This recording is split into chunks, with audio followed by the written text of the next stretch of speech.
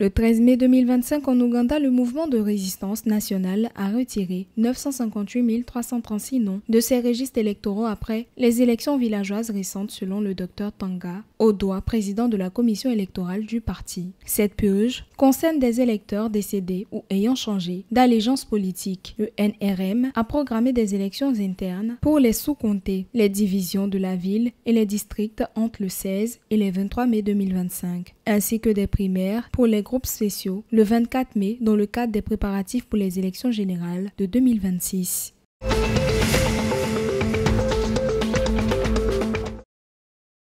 La République du Burundi a réaffirmé le 12 mai 2025 son soutien à l'intégrité territoriale du Maroc et à la souveraineté du royaume sur le Sahara. Cette déclaration a été faite par le ministre burundais des Affaires étrangères Albert Shingiro lors de la première session de la commission mixte de coopération Maroc-Burundi. Dans un communiqué conjoint, le Burundi a salué le plan d'autonomie du Maroc pour le Sahara et a réaffirmé son soutien à la proposition du royaume comme unique solution crédible.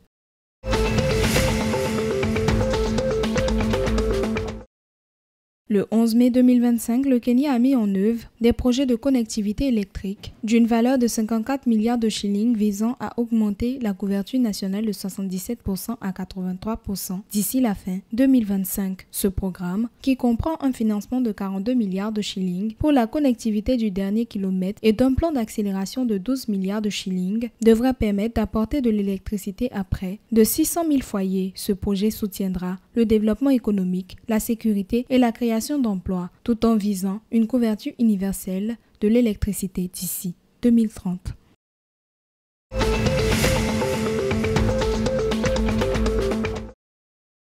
À Djibouti, le ministre de la Santé, Ahmed Roblé Abdilé, s'est rendu dans la région d'Ali Sabié pour évaluer les services de santé dans les localités reculées d'Assamo et God Dawao. À Assamo, il a échangé avec les habitants et a réaffirmé l'engagement du gouvernement à rapprocher les soins des citoyens. Il a notamment annoncé le recrutement d'agents de santé issus des communautés locales. À God Dawao, il a posé la première pierre d'un nouveau poste de santé illustrant une stratégie de couverture sanitaire équitable et territorialisée.